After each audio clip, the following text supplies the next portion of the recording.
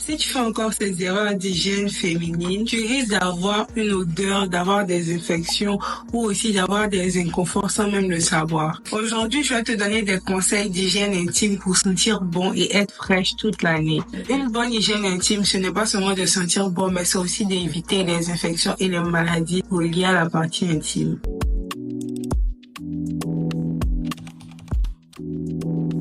Alors, le premier conseil, c'est de laver ses sous-vêtements après chaque utilisation. Ne pas attendre d'empiler tout et de laver ça, par exemple, une fois par semaine, comme on lave les habits régulièrement. Non, ça se fait pas. La transpiration et les pâtes naturelles favorisent le développement des bactéries qui vont faire que tu vas avoir des infections ou des démangeaisons et cela n'est pas normal, en fait. Donc, essaie de laver tes sous-vêtements à chaque fois que tu te laves. Et essaie de laver tes sous-vêtements avec une lessive douce, sans parfum ni agent agressif, parce que en voulant donner une bonne odeur à tes sous-vêtements en utilisant des savons parfumés et tout, des produits agressifs, ça va te poser des problèmes parce que ça va toucher directement ta partie intime et c'est pas bon. Lorsque vous laissez vos sous-vêtements dans un panier et surtout quand c'est humide, ça va favoriser le développement des champignons et éviter les protections parfumées pendant les règles. Les produits chimiques utilisés dans ces matières-là vont déséquilibrer votre flore vaginale et ça va commencer à vous donner des odeurs, des infections ou des démangeaisons. Donc, c'est important d'éviter tout ce qui est parfumé. C'est pas parce que c'est parfumé que ça va vous aider à enlever l'odeur du sang ou quoi que ce soit. Parce que c'est une odeur naturelle, mais le plus important, c'est de diminuer l'odeur, pas d'éradier complètement parce que c'est naturel, en fait. Pour les serviettes hygiéniques, il est conseillé de les changer chaque 4 à 6 heures et pour les tampons, je sais pas parce que j'utilise pas, mais faites vos recherches dessus et puis essayez de changer ça le plus souvent possible parce que quand ça retient les odeurs, c'est là que ça commence à sentir mauvais et que vous pouvez sentir ça dehors et tout. Sortir régulièrement avec des protections. Quand vous avez vos règles, c'est important de toujours mettre 2 à 3 serviettes dans votre sac parce que on sait jamais ce qui peut arriver. Vous pouvez avoir un petit kit d'hygiène dans votre sac quand vous sortez. Vous allez mettre un petit parfum, peut-être des serviettes hygiénique et aussi des lingettes. Tout dépendra de vous, mais essayez d'avoir au moins des serviettes ou bien un tampon sur vous. On ne sait jamais ce qui peut arriver. On ne sait jamais. Souvent, c'est vrai qu'on calcule quand est-ce qu'on va avoir les règles et tout, mais on sait jamais. Quelque chose peut être déséquilibré et vous pouvez avoir ça avant la date ou après la date. Aussi, quand vous avez vos règles, essayez d'avoir des sous-vêtements de rechange. Parce que ça aussi, ça peut se salir et le mieux, c'est de ne pas reporter la même chose, même si vous changez la serviette hygiénique. Autre conseil pour l'hygiène intime, lavez régulièrement les soutiens-gorge. Il y a des gens qui pissent jusqu'au point où ça devient super sale et ça commence à sentir mauvais. Mais vu que c'est noir, on pense que c'est pas ça. Donc, c'est important de laver ça régulièrement. Je pense qu'il faut laver ça après 2-3 utilisations, en fait. Parce que rester là à pisser, c'est vrai qu'on va pas voir la saleté ou bien vous avez l'impression que c'est pas sale. Mais il y a aussi des bactéries sur notre corps, il y a de la saleté, il y a de la transpiration. Donc, tout ça, ça va rentrer dans la matière parce que c'est au contact direct de notre corps, vous voyez. Donc, c'est important de laver ça. Et ça aussi, vous pouvez laver avec les habits, il n'y a pas de problème. Essayez d'opter pour des matières en coton et essayez d'éviter des matières synthétiques qui vont retenir la sueur dans la matière et ça va faire que ce sera plus difficile d'être propre en fait et de sentir bon. Parce qu'il y a d'autres soutiens qui sentent vraiment mauvais. Après combien d'utilisation, il y a toujours une odeur de transpiration dedans. C'est parce que souvent la matière n'est pas facilement lavable. Un autre truc qui retient les odeurs, c'est les poils. J'ai rien contre les poils, mais très souvent essayez d'enlever parce que lorsque vous gardez et c'est excessif, lorsque vous transpirez, lorsque vous faites du sport, la saleté s'accumule, les odeurs s'accumulent dans les poils. Donc, essayez d'enlever les poils, que ce soit au rasage, que ce soit au laser ou si vous avez d'autres manières à l'épilation et tout, essayez d'enlever. Et si vous rasez, que ce soit les aisselles ou le pull, gommez-vous juste après. Vous pouvez faire votre gommage même à la maison, mettez du sucre, miel et du savon, vous gommez cette surface-là et puis il y a les gommages artificiels aussi que vous pouvez trouver dans les supermarchés et tout. Moi, c'est ce que j'utilise Dove, j'aime trop et le Tree Hut aussi que j'aime beaucoup. C'est super bien pour le gommage. Vous gommez après rasage, vous allez voir que ça va enlever les poils incarnés et ça va vous donner une apparence douce. Et après l'exfoliation, utiliser une huile douce comme l'huile de coco ou l'huile d'amande pour apaiser en fait la peau, pour éviter les irritations en fait de la peau, parce que après gommage ou rasage, a tendance à être un peu plus irrité. Encore un conseil pour le rasage. Si vous décidez de vous raser, on doit utiliser le rasoir une seule fois. Quand vous finissez de vous raser et puis vous gardez pour la semaine prochaine ou pour le prochain jour que vous allez vous raser, ça s'use très facilement, la lame s'use très facilement, ça se rouille très facilement, et si vous êtes blessé, vous êtes ouvert à beaucoup de maladies. Donc s'il vous plaît, utilisez ça juste une fois et mettez à la poubelle. Et si vous voyez que même avant l'utilisation c'est un peu rouillé et tout, n'utilisez pas. Faites des bains de vapeur. Il y a plusieurs bénéfices à ça, mais je vais plus me concentrer sur l'aspect hygiène. Il y a les pots pour faire les bains de vapeur, j'en mets quelque part là. Mais c'est super pratique. Vous mettez ça sur les toilettes et vous faites le bain de vapeur. Et en fait, vous chauffez de l'eau. Lorsque l'eau est chaude, vous pouvez mettre des clous de girofle et des feuilles de muguet africaines. Ça s'appelle Djeka en Afrique. Donc voilà, ça aide à éliminer les infections. Franchement, moi au début, j'utilisais pas les feuilles de muguet, mais j'utilisais plus le cristaux de menthe et les clous de girofle. Vraiment pratique, ça enlève les odeurs. Et lorsque ça vous démange, parce que souvent, après le rasage ou après la transpiration, ça a tendance à tellement démanger. Quand vous faites le bain de vapeur, ça enlève carrément les démangeaisons, ou si vous avez des infections ou quoi que ce soit. Si vous avez des odeurs qui sont un peu plus fortes que la moyenne, c'est très pratique. Ça va vous aider à retrouver votre pH normal et à donner une odeur assez potable à ça. Et quand vous allez écarter vos jambes, les jambes vont pas se lever. Et le clou de girofle possède des propriétés antibactériennes et antifongiques qui vont vous éviter les infections. Et faites ça avec modération, s'il vous plaît.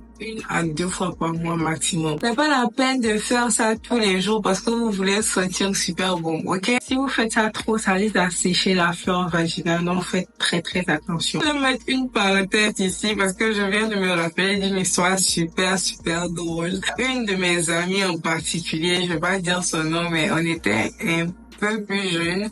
Elle a dit que comment elle faisait son bain, c'est qu'elle prenait du citron. Vous voyez la manière dont on lave le poulet.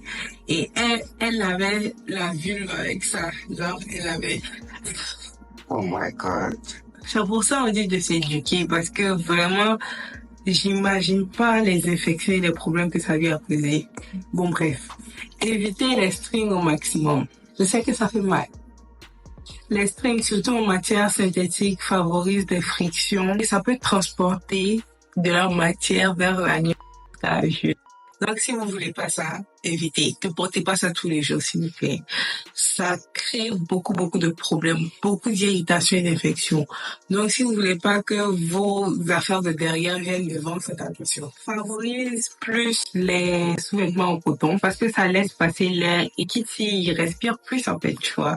Et si malgré tout ça, tu es quand même addict aux strings, essaie de porter des strings qui sont pas trop serrés, qui favorisent l'aération. Prends des probiotiques. C'est très important pour la santé. Moi, j'utilise celui-là. C'est de la marque Physician's Choice.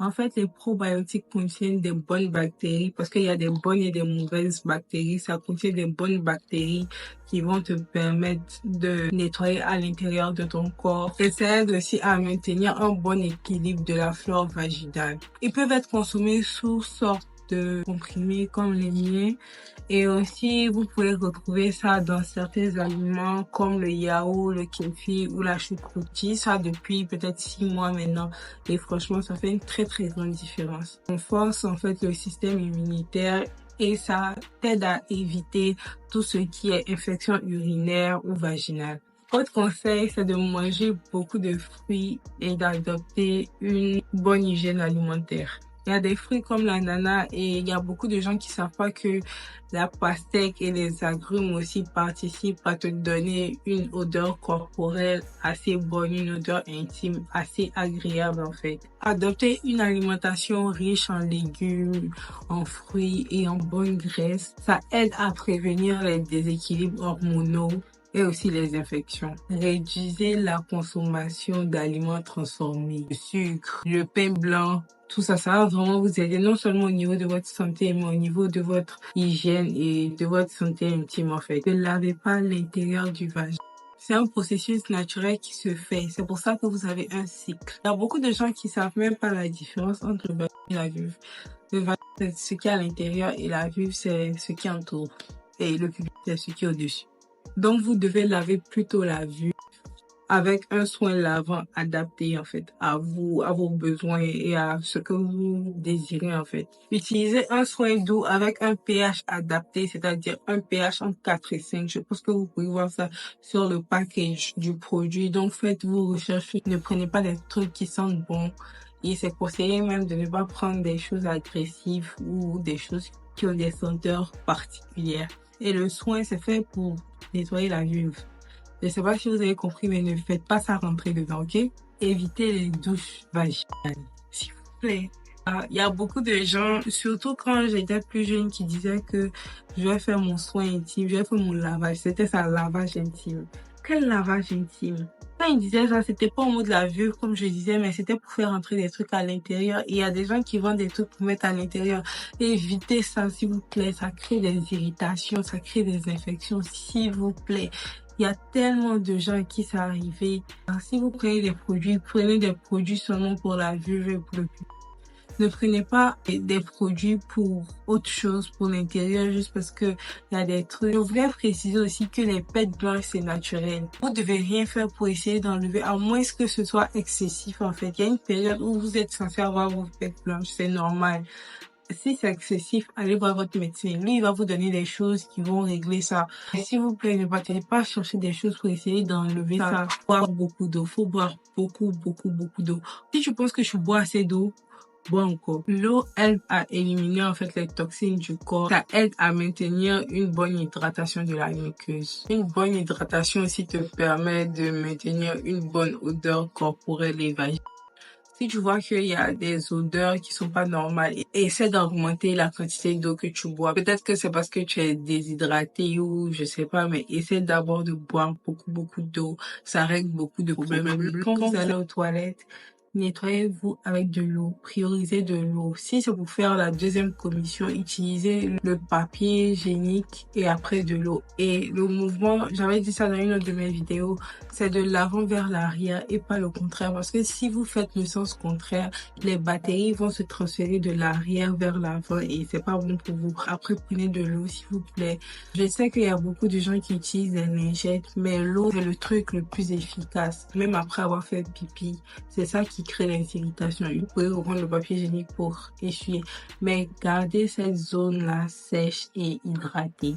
Parce que quand c'est mouillé, quand c'est humide, c'est pas bon, ça émet des odeurs qui sont vraiment insupportables très souvent. Le public, si vous voulez, vous pouvez utiliser des lingettes pour vous dépanner, mais quand vous êtes à la maison, faites l'effort d'utiliser de l'eau. Dernier conseil. Dormez sans sous-vêtements. Il y a beaucoup de gens qui dorment avec des sous-vêtements. Essayez de dormir sans sous-vêtements. Ça permet à votre area de respirer, en fait. Ça permet d'éviter l'humidité. Parce que l'humidité, comme j'ai dit, ça cause un développement bactérien. Donc, c'est très important de dormir sans ça. Si vous savez que vous pouvez pas dormir nu ou quelque chose comme ça, mettez une grosse culotte, mettez quelque chose, mais il faut pas que ça serre. Tout ça, c'est des conseils que j'aurais vraiment aimé savoir quand j'étais plus jeune. Parce que j'ai appris the wrong way. J'ai appris de la mauvaise manière. J'ai appris par des mauvaises expériences. J'ai appris par les irritations et les infections et tout ce qui va avec. Ça me fait plaisir d'être la personne qui vous ouvre l'esprit sur ça. Il y a beaucoup, leurs parents leur ont pas montré ça, leur maman leur a pas montré ça. Donc, ça me fait vraiment plaisir de partager, de savoir que vous n'allez pas reproduire les mêmes erreurs que moi j'ai reproduit. Et si vous avez d'autres conseils, please, mettez ça dans les commentaires. Ça va aider d'autres jeunes filles aussi qui regardent cette vidéo. Merci d'avoir suivi cette vidéo. N'oubliez pas de partager, de liker, de vous abonner et d'activer la cloche de notification pour ne pas rater une autre vidéo. Si vous voulez une partie 2, faites-moi signe, dites-moi dans les commentaires, dites-moi ce que vous pensez de la vidéo. Merci d'avoir suivi jusqu'à la fin. Je vous fais plein de bisous. Bisous!